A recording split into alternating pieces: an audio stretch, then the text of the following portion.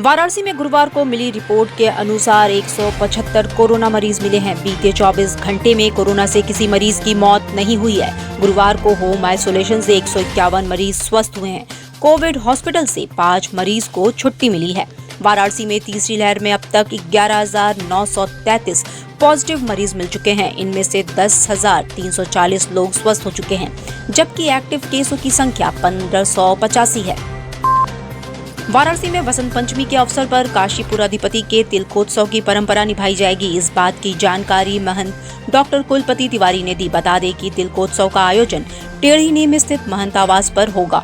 महंत आवास पर भोर में मंगला आरती के बाद तिलकोत्सव के लोकाचार होंगे। तिलकोत्सव के पूर्व भोर 4 से 4:30 बजे तक बाबा विश्वनाथ की पंचबदन रजत मूर्ति की मंगला आरती के साथ आयोजन की शुरुआत होगी। वहीं 6 बजे से 8 बजे तक 11 ब्राह्मणों द्वारा चारों वेदों की ऋचाओं के साथ बाबा का दुग्धाभिषेक करने के बाद बाबा को फलहार का भोग अर्पित किया जाएगा। मान्यता है कि महाशिवरात्रि पर शिव विवाह के पूर्व बसंत पंचमी पर भगवान शिव का तिलकोत्सव हुआ था।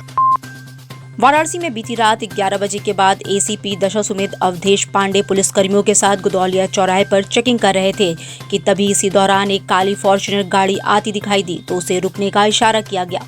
चेकिंग के दौरान ड्राइविंग सीट के बगल में गाड़ी के डैशबोर्ड में प्लास्टिक के गिलास में शराब रखी हुई थी। एसीपी ने जब इस संबंध में बातचीत की तो युवक ने पहले उन्हें अरदब में लेने की कोशिश की। वहीं वाहन पर लगे ढके हुए झंडे के बारे में पुलिस अधिकारी ने जब पूछा तो युवक ने बताया कि भाजपा का झंडा है, लेकिन जब उसे खुलवाकर देखा गया तो झंडा सपा का निकला।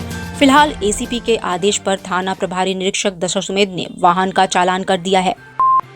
वाराणसी के चौकाघाट ओवरब्रिज पर गुरुवार को संतुलन बिगड़ने से बाइक सवार युवक आकाश सिंह डिवाइडर से जा भिड़ा और गंभीर रूप से घायल हो गया। वहीं पीछे बैठे साथी दिलीप और एक अन्य युवक को भी चोट आई। मौके पर मौजूद लोगों ने आनन फानन में तीनों को मंडलीय अस्पताल भेजा है, जहां डॉक्टरों ने आकाश सिंह को ट्रॉमा सेंटर रेफर कर दिया है। बता दें कि घटना में 3 लोगों को चोट आई है। वहीं आकाश की हालत ज्यादा गंभीर है।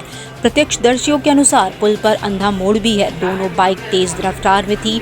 अचानक सामने आने पर संतुलन खो बैठने से ये हादसा हुआ है।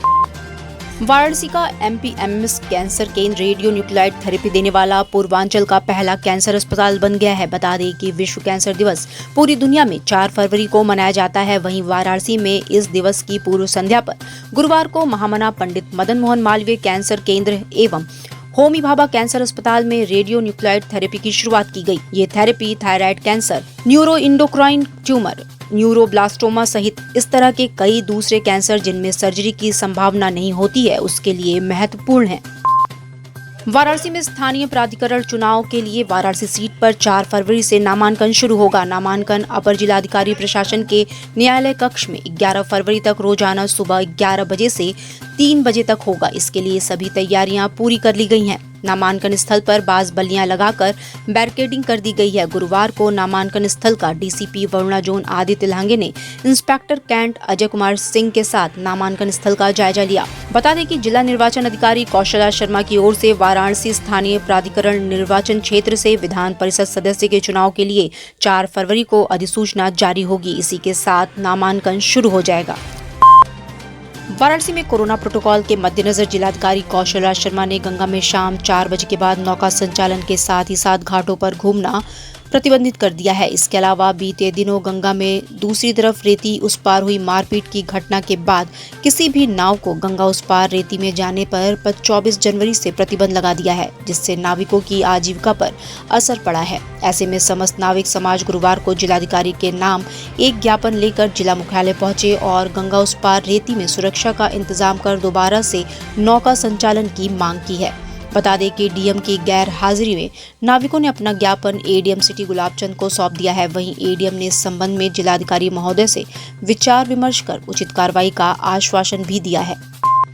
वाराणसी में नगर निगम प्रवर्तन टीम इन दिनों लगातार शहर में अतिक्रमण के खिलाफ अभियान चला रही है। इसी क्रम में अभियान के तहत शुक्रवार को टीम मैदागिन पर ठेले खोमचे द्वारा किए गए अतिक्रमण को हटाने पहुंची तो ठेला पटरी व्यवसायियों और प्रवर्तन दल में हल्की बहस हो गई।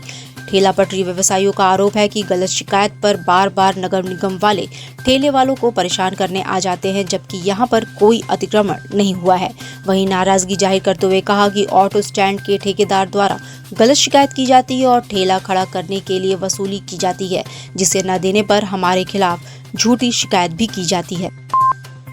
वाराणसी के काशी हिंदू विश्वविद्यालय की स्थापना के लिए 4 फरवरी 1916 को बसंत पंचमी के दिन महामना मदन मोहन मालवीय ने महात्मा गांधी और देश के सभी राजाओं और काशी के विद्वज्जनों, साथ ही काशी के प्रसिद्ध पहलवानों के समक्ष अंग्रेज गवर्नर लॉर्ड हॉर्डिंग से नींव का पत्थर रखवाया था। ट्रॉमा सेंटर में आज भी मौजूद ये स्थापना पत्थर विश्वविद्यालय के इतिहास का गुणगान गा रहा है। बता दें कि 104 वर्षों की सफल यात्रा तय कर चुके इस विश्वविद्यालय ने अनेकों उतार चढ़ाव देखे हैं। विश्वविद्यालय के ज्योतिष विभाग के प्रोफेसर डॉक्टर सुभाष पांडे ने बताया कि 4 फरवरी माघ शुक्ल पंचमी अर्थात बसंत पंचमी को महामना मदन मोहन मालवीय ने इस विश्वविद्यालय की स्थापना की, जिसका स्थापना पत्थर आज भी ट्रॉमा सेंटर में मौजूद है। वाराणसी में सुबह से ही चल रही तेज हवाओं ने देर शाम अपना रुख साफ किया और बनारस सहित आसपास के जनपदों में तेज गरज चमक के साथ बरसात शुरू हो गई। शहर में बरसात के साथ ही साथ कुछ इलाकों में ओले पड़ने की भी सूचना है। फिलहाल बारिश रुक गई है, पर मौसम में गलन और ठिठुरन बढ़ गई है। बता दें कि गुरुवार को सुबह से ही तेज ठंडी हवाओं ने गलन को बनाए रखा, जिससे लोग घरों में दुबके रहे या अलाव के सहारे बैठे देखे गए। सूरज ढलने के बाद ये हवाएं बारिश के रूप में बदल गईं और तेज चमक और गरज के साथ पूरे बनारस में बारिश हुई। इसमें पांडेपुर इलाके में ओले पड़ने की भी सूचना है। चुनाव चिन्ह झाड़ू पर बटन दबाएं। वाराणसी शहर उत्तरी विधानसभा से आम आदमी पार्टी के अधिकृत प्रत्याशी डॉक्टर आशीष जायसवाल को भारी मतों से विजयी बनाएं।